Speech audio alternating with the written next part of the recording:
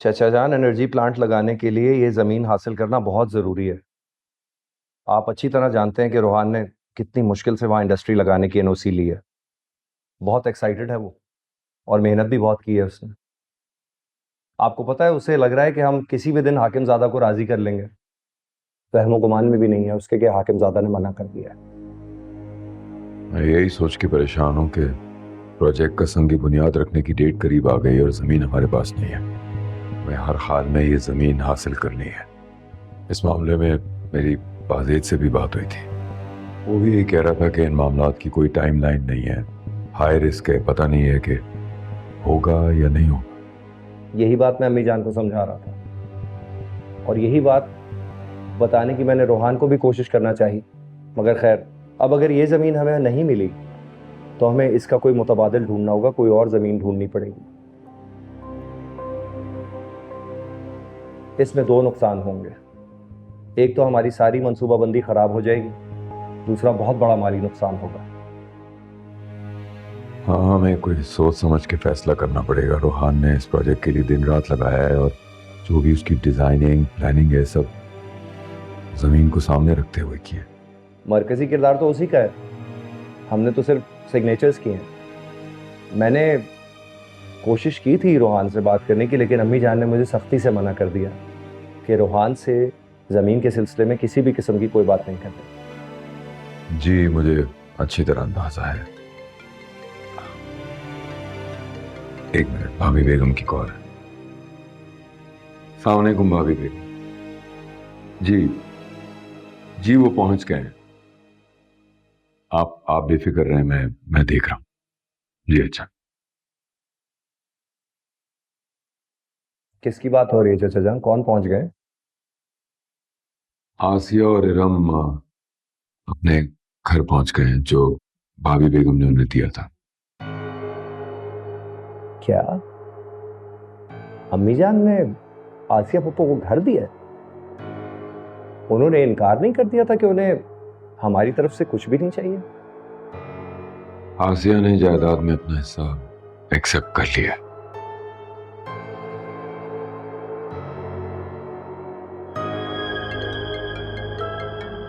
एक मिनट, जरूरी कॉल।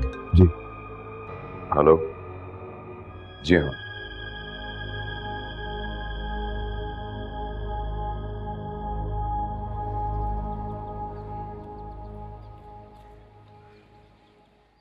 भाभी, अरे हया आओ। कमरे में दिल ही नहीं लग रहा था। अब तो सब कुछ ठीक भी है, मगर फिर भी दिल दुखी है मेरा। पता नहीं, मैं भी यही सोच रही थी, ऐसे अचानक दो लोगों को आप अपनी जिंदगी से कैसे निकाल सकते हैं। बिल्कुल, आप भी वैसे ही सोच रही हैं जैसा मैं सोच रही हूँ। ठीक है, फैसला बड़ों ने किया है, मगर जरूरी तो नहीं कि वो फैसला दुरुस्त हो। जरार से कहा था मैंने।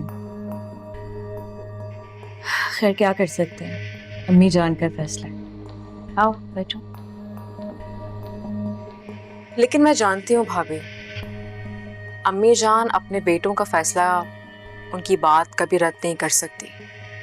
मगर देखे ना, हासिया पुप्पो के बारे में एक बार भी किसी ने सोचा नहीं। और इरम, चले ठीक है, उसने गलती की, उसको सजा मिली उसके किए की, मगर बेचारी आसिया पुप्पो, उनका क्या कसूर था? मुझे तो इरम भी कहीं से कसूरवार नहीं लगती। ठीक है, जो कुछ भी हुआ है कम से कम उसे बोलने का मौका तो दे। और जब वो अम्मी जान से बात कर चुकी तो अम्मी जान को चाहिए था ना कि वो कुछ करें इस बारे में। क्यों नहीं किया उन्होंने? हाँ, बिल्कुल ठीक कह रही हैं आप भाभी। बल्कि आपको याद है, इरम ने कहा था कि सोनिया से पूछें कि हकीकत क्या है। और क्या हुआ? किसी ने हकीकत के बारे में पूछा ही नहीं, सब कुछ धरा का धरा रह गया। लेकिन रिफत भाभी भी कभी कभार जज्बात से काम लेती है। वो याद नहीं है आपको, आपकी बारी में क्या हुआ था? तुम तो गवाह थी उस बात की। खैर मैंने सोचा अब इस बात को खत्म करते हैं, बिला वजह बात बढ़ जाती। बहुत अच्छा फैसला किया आपने। अब देखिए ना, बात बढ़ गई तो बेचारी आसिया पप्पो का क्या हाल हुआ।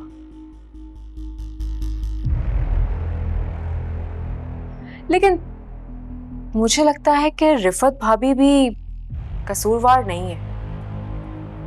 अब देखिए ना भाभी, आपकी बेटी पर भी कोई इल्जाम लगाएगा तो आप भी तो जज्बाती हो जाएंगी ना।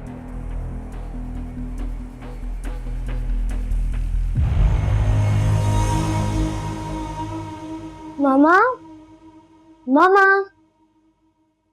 मामा, इरम बाजी का कमरा क्यों लॉक है? इधर आओ। तुमने अभी तक यूनिफॉर्म भी चेंज नहीं किया और तुम ऊपर लेने क्या गए थे? मैं तो रोज जाती हूँ उनके कमरे में चॉकलेट लेने, वो मुझसे बहुत प्यार करती हैं। और सोनिया आपी हर वक्त मुझे डांटते रहती हैं। और इरम आपी, वो तो मेरी बहुत अच्छी फ्रेंड है। इरम आपी अपने घर गई। उनका घर तो यही है, और जब उनकी शादी हो जाएगी तब वो जाएंगी अपने घर। कौन सिखाता तुम्हें इस तरह की बातें? इधर आओ। इरम बाजी अपनी अम्मी के साथ अपने पुराने घर गई, अब वो वहीं रहेंगी। इसका मतलब अब वो कभी नहीं आएंगी? हाँ, वो कभी नहीं आएंगी।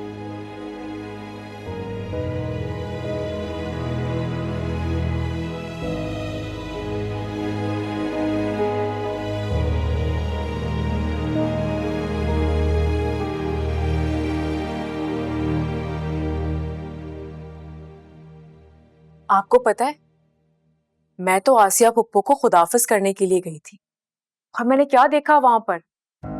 इरम इतनी बदतमीजी से आदम चचा से फाइल छीन रही थी और बेचारी आसिया पुप्पो, वो तो मुसलसल इनकार कर रही थी।